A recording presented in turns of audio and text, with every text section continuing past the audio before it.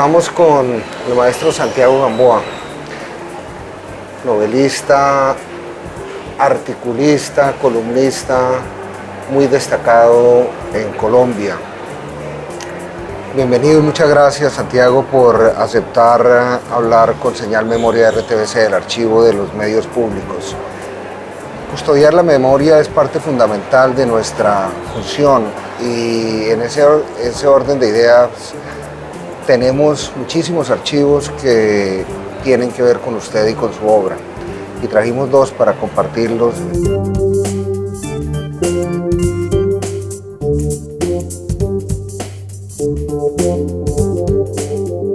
Perder es cuestión de método.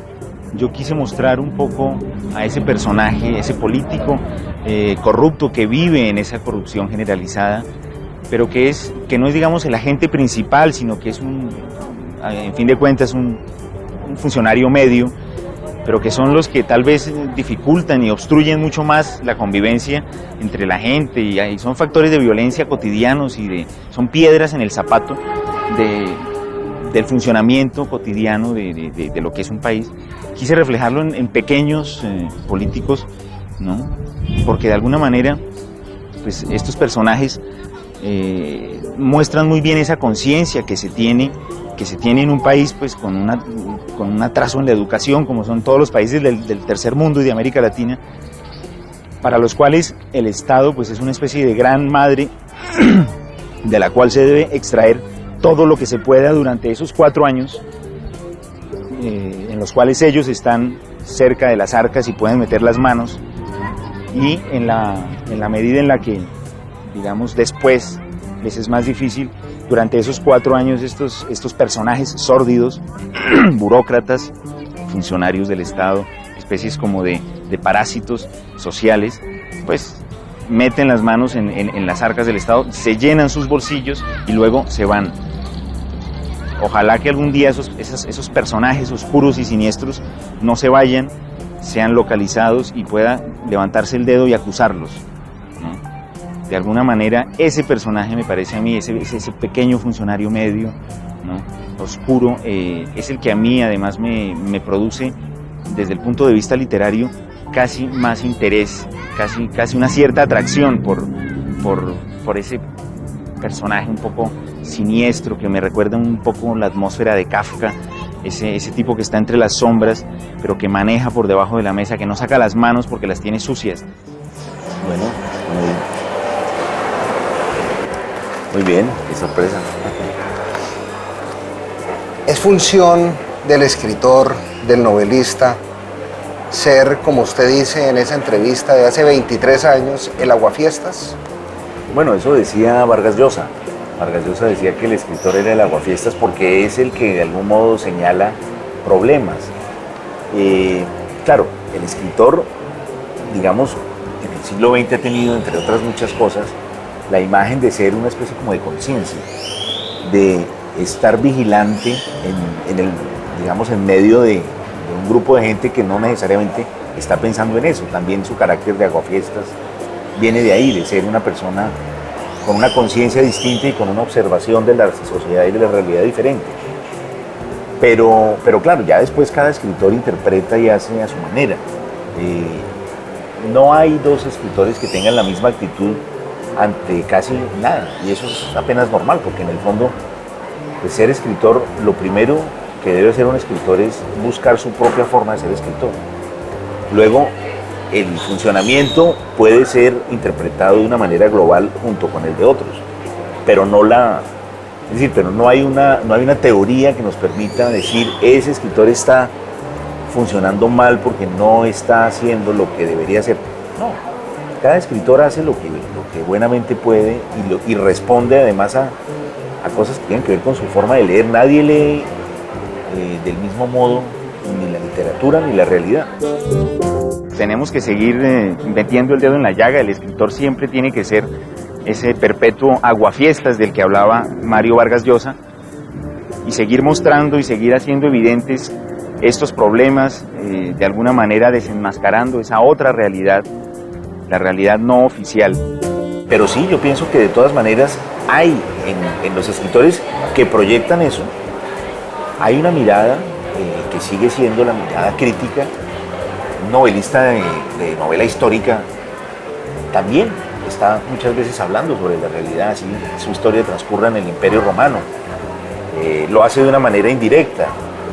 Si yo escribo una novela negra como Será larga la noche, pues estoy hablando de la realidad en primer plano, de la realidad inmediata.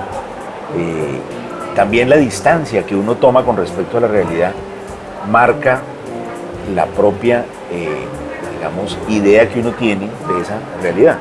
En mi caso, por ejemplo, para mí, en ciertos momentos, a mí la realidad de Colombia me sobrepasa, me produce mal genio, me hace sentirme frustración, rabia a veces. Y entonces prefiero dirigir eso hacia una novela, porque yo creo que los que escribimos pensamos mejor cuando escribimos, pensamos mejor escribiendo. Es entonces, según eso, una función social del escritor hacer parte de esos medios que denuncian una realidad corrupta o no con la que no se está de acuerdo. Lo que pasa es que el escritor tiene un espacio que de alguna manera es privilegiado y es que es escuchado. Eso no le pasa a todos los ciudadanos. El escritor es un ciudadano al que los demás ciudadanos escuchan. Entonces, ya después el escritor decide si él quiere aprovechar esa condición. Yo siempre he pensado que esa condición crea una responsabilidad y entonces uno debe responder. Eso es lo que yo creo para mí. Yo no voy a juzgar a quienes no lo hacen. Insisto, cada persona decide ser escritor a su manera. Pero en mi caso yo tengo mucho la influencia de los autores del siglo XX, de los autores franceses, inclusive de autores latinoamericanos como Vargas Llosa o como Carlos Fuentes, etcétera, que ellos consideraban que era necesario y que era éticamente correcto participar de la vida política y social a través, precisamente, por ejemplo, de las columnas de opinión. Eso es algo que yo siempre he considerado como una responsabilidad. Y no solo yo, aquí en Colombia casi todos los escritores escribimos columnas de opinión. Piedad Bonet, William Ospina, Héctor Abad, etc. Pascual Gaviria, Juan Esteban Costaín. Es decir, muchísimos escritores respondemos a eso y yo creo que es porque nosotros tenemos esa influencia. Si usted mira un periódico en Inglaterra o en Estados Unidos, no va a encontrar un solo escritor, porque allá para ellos eso son dos cosas que no tienen nada que ver la una con la otra. Y a nadie le parece interesante la opinión de un escritor sobre un problema social, político, mientras que nosotros somos más tradición francesa, más tradición que a través de nuestros clásicos recientes, como el boom latinoamericano, pues hemos recibido como una gran responsabilidad y lo hacemos pues cada uno a su manera.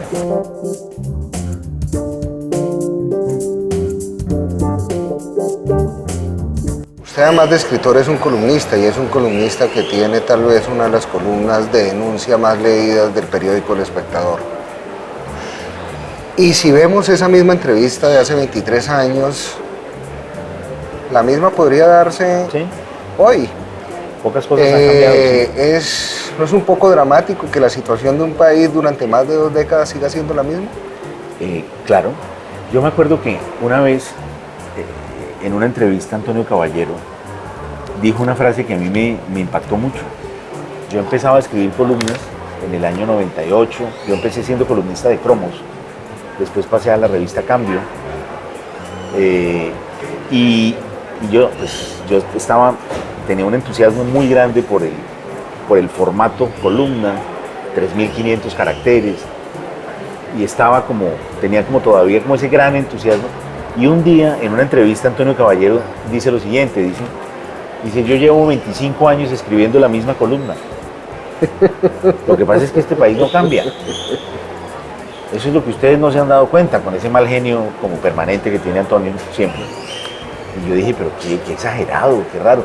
Y ahora yo, claro, es un problema de tiempo. En esa época yo era muy joven, estaba empezando. Hoy llevo 20 y pico de años siendo yo columnista y tengo la sensación de que muchas veces escribo la misma columna, porque la realidad da vueltas y da vueltas en torno a los mismos problemas.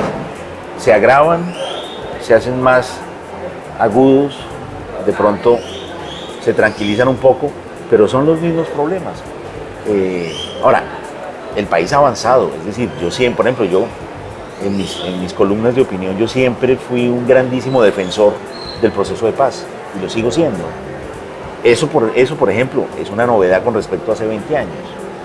Pero la corrupción, la falta de ética en la política, pues sigue. Pero eso no es un problema colombiano tampoco, es un problema de la democracia en general. Yo creo que mis columnas son columnas que se repiten mucho porque la realidad es a veces estática. Es decir, la frase de Antonio Caballero es absolutamente cierta. Lo que pasa es que cuando uno es escritor, a veces pues uno tiene la posibilidad de pronto de decir, bueno, dejemos un poco esta semana tranquila la realidad, voy a escribir sobre un libro que me gustó, perfecto, o sobre una película que vi, perfecto. Eso es algo que uno como escritor puede hacer y está aceptado. Es decir, nadie en un periódico le dice a un columnista escritor, no, tiene que escribir solo sobre esto, solo, no, o no escriba sobre esto. O no escriba sobre esto, no escriba sobre lo otro. Yo en 20 años de columnista solo he tenido un problema, ¿Cuál fue? que fue una demanda que recibí. Hoy me enorgullece, es una de las cicatrices más, digamos que si pudiera la pondría en la solapa de mis libros, si no fuera de un poco de mal gusto, y es una demanda que me hizo Andrés Felipe Arias. Ah, caramba. Porque en una columna, en un momento dado él fue nombrado embajador en Italia, un nombramiento que no se llegó a concretar, probablemente porque el Estado italiano no dio el beneplácito, pero durante un par de meses pues él iba a ser el embajador y yo vivía en Italia. Entonces yo escribí una columna diciendo que mientras ese señor fuera embajador en Italia, yo no iba a ser colombiano durante el tiempo que ese señor estuviera, y yo no quería estar representado por un tipo que era un delincuente por 1, 2, 3, 4, 5, 6 y 7. Entonces el periódico desplazó mi columna al domingo y la puso en todo el centro. A las 2 semanas estaba yo citado en un juzgado de Palo Quemado a una conciliación, pero yo estaba en Francia. Pero yo tengo un abogado acá que me ayudó y empezamos el proceso, pues uno no le puede de todas maneras hacer el quite a una situación como esa. Pero entonces vino después la indagación de la Fiscalía y fue detenido. Y en el momento en que fue detenido se pierden una serie de derechos civiles, entre ellos el de mantener, digamos, demandas de ese tipo. Y entonces quedé yo, pero los argumentos que yo decía en mi artículo son los mismos por los cuales fue detenido y por los mismos por los que hoy está en la cárcel. Bueno, si es que está en la cárcel de verdad. Yo sospecho que a veces que está más bien como en una finca por allá, en una piscina. Pero, ¿qué quiero decir con esto? Es decir, yo no soy un investigador, como Daniel Coronel, mis artículos no son el resultado de una investigación de un equipo mío, no. Mis artículos, yo lo que hago es leer la prensa y darle a lo que leo y a lo que veo en la televisión y a lo que oigo en la radio, darle un sentido, organizar las cosas de una manera específica. Ese es el tipo de columnista que yo soy.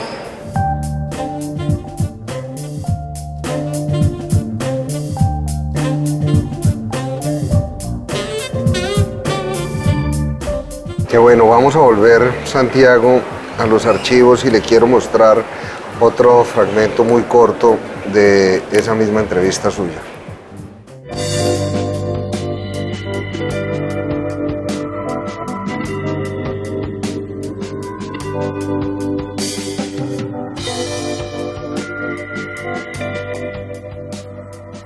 Los novelistas que escriben, en este caso, sobre ciudades, los novelistas que toman como tema, los novelistas de novela negra, este tipo de tema, hacen más comprensibles esas ciudades. En esa medida yo pienso que este es uno de los, digamos, de las funciones, casi una función social, que se le puede atribuir a un novelista, el hacer comprensible esa ciudad para quien habita en ella, y de algún modo pues eso es una especie de antídoto contra la violencia, porque muchas veces la violencia que se respira en las ciudades, además de tener sus factores y sus causas ya conocidas, económicas, etcétera, pues tienen que ver también con un cierto desconocimiento de unos lugares hacia otros y viceversa. Yo pienso en una ciudad como París, una ciudad que es absolutamente conocida porque tiene tanta literatura escrita sobre ella, que es prácticamente posible atravesar París de un lado a otro sin salirse de las novelas de Balzac o de Dumas. Yo pienso que Bogotá, de alguna manera, pues debe convertirse también, y está destinada a convertirse en una ciudad literaria. Bogotá ha sido escenario de muchísimas novelas. Sí.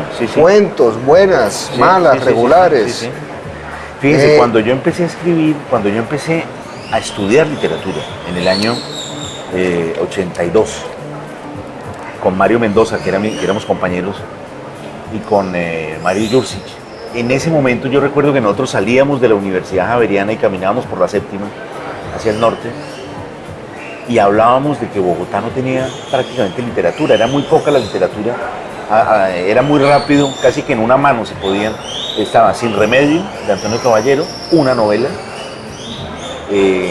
la trilogía de Moreno Durán, Juego de Damas sobre todo, aparecía la Universidad Nacional, aparecían cosas. Todas las del Bogotazo.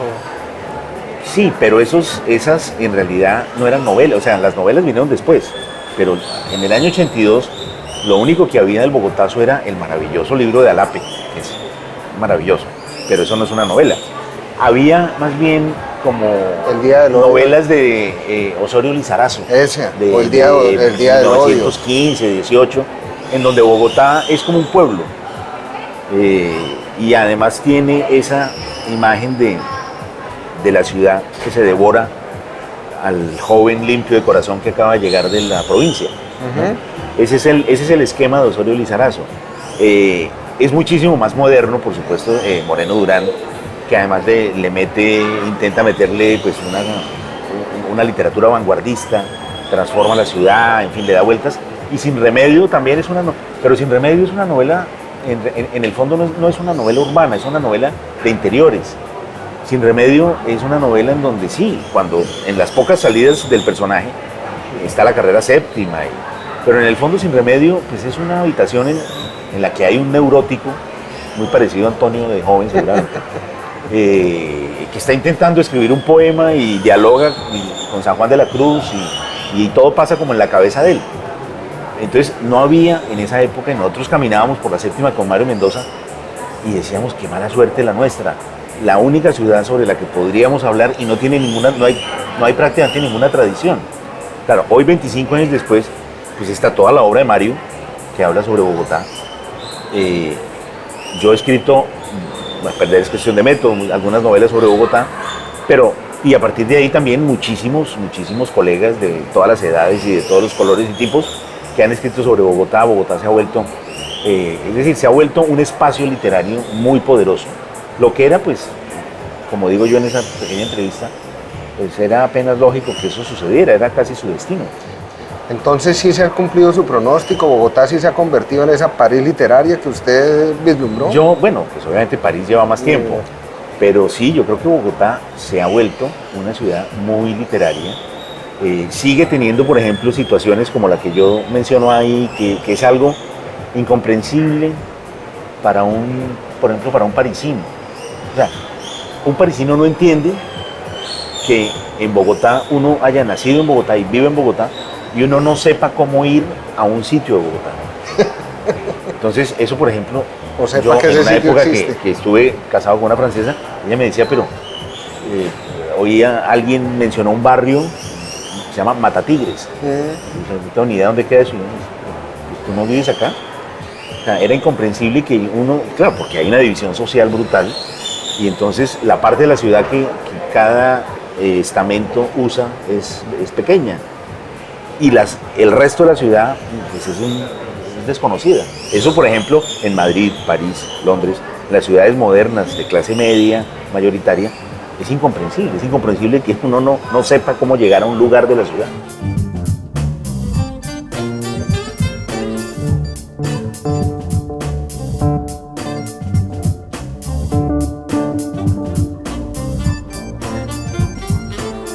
Vamos ahora a hablar de esta su última novela del año pasado, Será larga la noche, muy buena. Hay dos temas que le quiero preguntar puntualmente de esa novela. ¿Por qué escoge un niño como el testigo privilegiado de un hecho a todas luces traumático. Bueno, a mí me parece, a ver, cuando uno toma decisiones literarias, por lo general son decisiones completamente intuitivas. Después yo puedo ver por qué y qué hay dentro de esa intuición. Yo creo que a mí una de las cosas que más me ha impresionado, porque yo viví 30 años en Europa y volví a Colombia hace 5 años. Este libro es un poco el resultado de lo que yo he ido viendo en estos 5 años acá. Y una de las cosas que más me ha impresionado a mí es precisamente las infancias, la orfandad, las infancias abandonadas. Es decir, huérfanos de la guerra. esa consecuencia de 50 años de guerra. Colombia es un país de huérfanos, mayoritariamente. No por nada, uno de los libros más importantes que se ha publicado en este país es la historia del asesinato de un padre, El olvido que seremos. Colombia es un país de huérfanos. La niñez desamparada en los campos. El otro día a todos se nos partió el corazón viendo un niño llorar porque le habían matado a la mamá delante de los ojos. Es decir, nosotros, a mí esa es una de las cosas que más me mortifica y me frustra de Colombia. Las infancias robadas por el dolor de la orfandad. Porque además Colombia tampoco tiene un esquema, Colombia no tiene una nacionalidad. O sea, ser colombiano no te protege de nada. No es como ser francés o ser alemán. Un alemán se mete en un lío aquí en Colombia y Alemania, su país, viene por él. Lo saca del problema y se lo lleva. El mismo país que le dio educación, que le dio salud, que protege y educa a sus hijos. Que si esa persona tiene un problema laboral y se queda sin empleo, ese país le da un seguro de desempleo mientras vuelve a encontrar. Y además le ayuda y le hace formación para que pueda acceder a otros trabajos. Nosotros no tenemos nada de eso. O sea, nosotros no estamos protegidos. Entonces no hay una gran nacionalidad que le diga a ese niño, ven para acá, yo te voy a proteger. ¿Qué hay? Está ese señor que le pone la mano acá y le dice, no, tú perdiste un padre pero tienes otro. Lo que pasa es que tú no lo ves, mira hacia arriba, que son los evangélicos y la religión. ¿Sí? Se me adelantó a la segunda pregunta. Usted aborda el hecho de la instrumentalización de la fe. Es una realidad, no solo en Colombia, eso es a nivel también mundial. Y a propósito de unos hechos bastante conocidos y un poco tristes que ocurrieron en 2016, por supuesto estaba hablando del plebiscito, sí. Usted aborda ese tema. ¿Qué opina de esa realidad, de que la fe siempre, desde hace tal vez 2000 años, pero ahora con mucha más relevancia, con mucha más notoriedad, tal vez por toda la mediatización de la vida, ¿qué opina que la fe sea utilizada para manipular al ser humano? Bueno, a mí me parece que en este momento las iglesias evangélicas se han convertido prácticamente en un problema de seguridad nacional. Es decir, están movilizando a las personas de una manera absolutamente cínica, política, llevando a la gente a hacer lo que no le conviene, ¿no? Instrumentalizando la fe, que es es decir, cuando una persona vota con una pistola en la cabeza, cuando el paramilitarismo iba a los pueblos y decía, si aquí llega a haber un voto que no sea para fulano, venimos y hacemos una masacre, eso es un delito, ¿verdad? ¿Por qué? Porque estás obligando con una pistola en la cabeza a que la gente haga lo que vote en el sentido que tú quieres. Si tú compras ¿y de qué te estás aprovechando? De la fragilidad, del abandono de la gente. Cuando llegas con dinero a comprar votos, eso también es un delito. ¿De qué te estás aprovechando? De la miseria. Cuando llega un pastor y le dice a la gente, voten por este señor, porque Cristo está en su corazón, ¿de qué se está aprovechando? Pues de la fe, de la creencia. En muchos casos, bueno, yo soy totalmente agnóstico, no creo, mi espiritualidad va por otro lado, por la literatura, la poesía, la amistad, la música, pero se está aprovechando también de la ignorancia de mucha gente.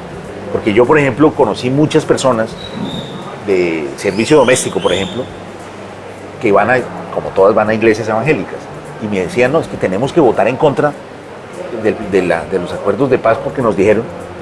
Yo le decía, pero el voto es secreto, no necesitas, tú vota por lo que quieras y luego dices que votaste no. No. Dice, no, porque ellos se dan cuenta, ellos saben. Yo decía, pero ¿cómo? O sea, es una ignorancia absoluta del funcionamiento de la democracia.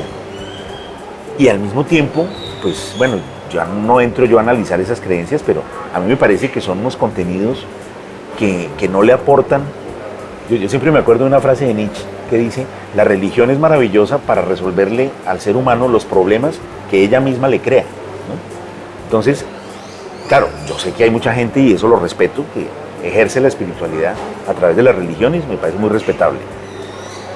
Pero que estos pastores evangélicos tengan esa increíble capacidad de decidir en una sociedad, porque cada vez son más. Es decir, en este momento, la última cifra que escuché, estábamos ya hablando de 3.000 iglesias, con un, digamos, potencial de voto de entre 3 y 4 millones de votos.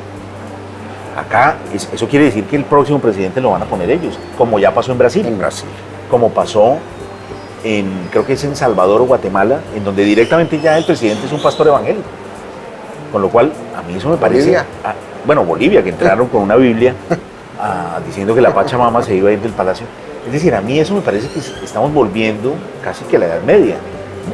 Y me parece peligrosísimo para una sociedad, porque los contenidos religiosos son en esencia antidemocráticos. Por eso yo creo que es un problema de seguridad nacional. La religión es en esencia antidemocrática, porque la religión no puede aceptar el pensamiento divergente. Deliberante. Ser religioso es considerar que esa es la verdad y todas las demás son mentiras. Y ese es un pensamiento antidemocrático que está en la esencia de la religión. Por lo tanto, la religión no puede manejar. Ya hemos visto lo que pasa cuando la religión maneja un país. Ese es Irán, son los países del Golfo. Son teocracias absolutamente manejadas por un libro sagrado. Por favor, eso es una locura. Hay que combatir eso con las armas de la democracia, pero hay que combatir eso. Es un problema de seguridad nacional.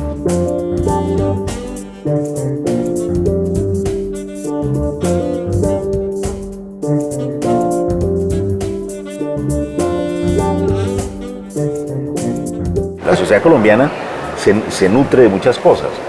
La ignorancia puede ser un problema para una enorme, para una gran cantidad de la población, una capa muy grande de la sociedad, que es gente que no puede elegir porque no tiene la información, ni la formación, ni la educación para hacerse por sí misma para hacer un análisis correcto. Luego están los que sí lo pueden hacer y no lo hacen por intereses, por otros motivos. Fíjense, por ejemplo, la corrupción. Cuando uno mira la corrupción no la hacen personas que hayan tenido educación ni siquiera intermedia. La corrupción de Odebrecht, si uno mira, las hojas de vida son todos de los Andes. Y después pasaron por Harvard y estuvieron en Cambridge. Y todos hablan 4 idiomas, leen prensa internacional. O sea, ahí no es un problema de formación, es un problema de ética. O sea, es gente que fue educada con la obsesión de este país, que es que todo el mundo quiere ser millonario. Esa es una de las cosas que yo viví 30 años en Europa desde los 19 años. Y a mí una de las cosas que más me llama la atención en Colombia es esa obsesión nacional por ser rico. Detrás de la cual está, por supuesto, la corrupción y tantas otras cosas. También las empresas legales, pero hay una obsesión por ser rico que yo a veces pienso que tiene relación con lo que hablábamos antes de la ausencia de nacionalidad. Como no hay nada que me proteja, yo me tengo que crear mi propio estado de protección. Entonces, los muros y las torres de vigilancia y los guardaespaldas. Y para eso tengo que ser rico.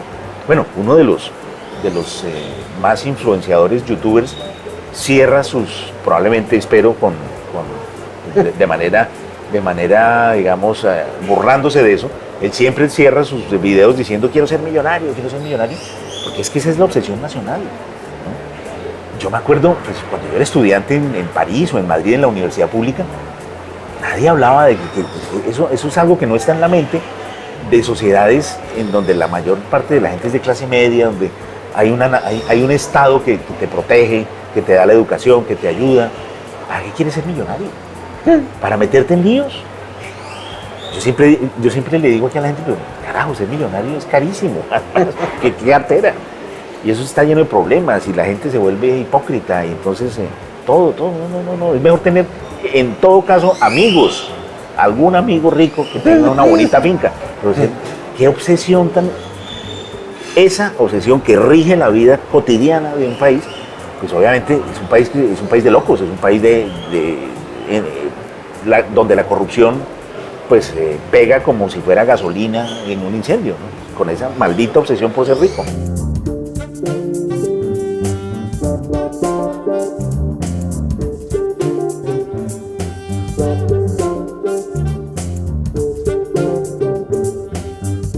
El adjetivo, antes o después del sustantivo. Depende de la frase. Los poetas lo usan antes y nosotros, entre menos adjetivos, mejor. Ahora, cada escritor tiene su propio jardín y tiene su... Rulfo, casi nunca. García Márquez, muchos, ¿no? A lo que yo le temo, sobre todo, es a los adverbios. Para mí un adverbio es como un piano en la mitad de un corredor. Impide como la buena circulación. Pero los adjetivos hay que tratarlos con cuidado. Pero obviamente cuando es inevitable, pero se puede hacer una literatura muy profunda, Rulfo lo demuestra, prácticamente sin usar adjetivos. ¿Santiago siente que ya escribió su gran obra? Pues hay una novela de un italiano que yo recomiendo mucho, que se llama El desierto de los tártaros, de Dino Buzzati. Y esa novela es la historia de un joven alférez que quiere ser héroe y que va hacia una fortaleza que queda, digamos, en un país medio imaginario, en la frontera por donde los tártaros van a atacar. Y él está esperando siempre el ataque de los tártaros para hacer su participación heroica y quedar como un héroe. Y se le va pasando la vida y se le va pasando la vida. Y al final se da cuenta que la vida se le terminó y que nunca llegó a ese acto heroico. Pero él sigue creyendo que lo mejor está por venir. Y ya cuando se devuelve de la fortaleza, viejo y cansado en un caballo, todavía sigue creyendo que algo bueno va a pasar más adelante. Porque uno en el fondo nunca se acostumbra a los duros plazos de la vida. Entonces, como escritor, voy a tu pregunta, yo siempre como escritor pienso que lo mejor está más adelante, lo mejor está por venir.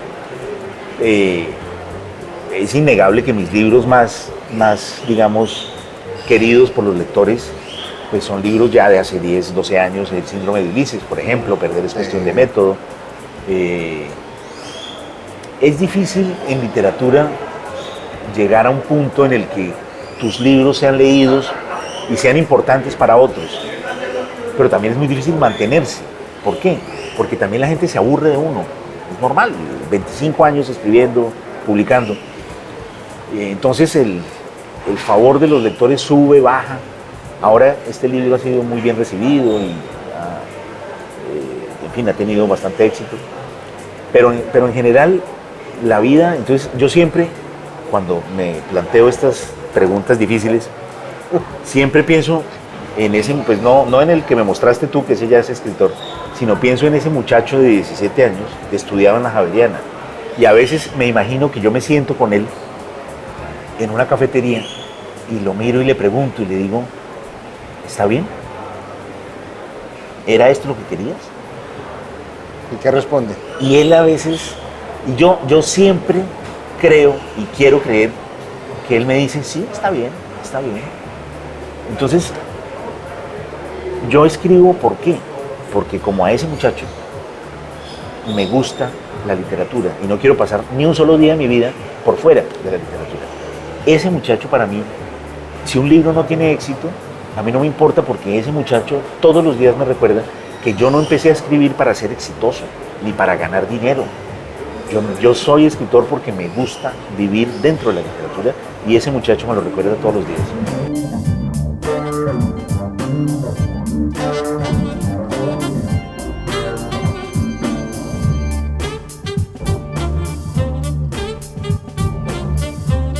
¿Qué opina de la función de la conservación del patrimonio audiovisual para construir procesos de memoria? Bueno, pues es fundamental. Todo lo que contribuya a enriquecer la memoria contribuye a esa pequeña idea de lucha y militancia que yo tengo, que es construir nacionalidad. O sea, tener memoria es tener identidad. El que no sabe quién es decir, el que no tiene memoria no sabe quién es, precisamente porque no tiene memoria. Entonces la identidad pasa necesariamente por un proceso de memoria. Cuando uno va a sociedades que tienen un pasado mucho más rico y durante más tiempo, Italia, Grecia, la misma Francia, pues ellos se pasan la mitad de la vida estudiando su pasado para saber quiénes son. Y en el fondo la vida también es eso, la vida es encontrar el lugar en el medio de una historia, porque uno nace como con una novela ya empezada. Entonces uno tiene que ir hasta la primera página para leer y llegar hasta el punto donde uno llegó, donde uno aparece en esa historia. Si uno no hace eso, si uno no tiene la capacidad de ir hacia atrás y saber de dónde proviene uno nunca va a poder saber cuál es su lugar en esa historia. Entonces la memoria es el instrumento con el que una sociedad cuenta para saber quién es y entonces poder plantearse hacia dónde quiere ir. Y para los escritores ni se diga. La novela es una mezcla de memoria e imaginación. Pero para poder imaginar hay que poder recordar.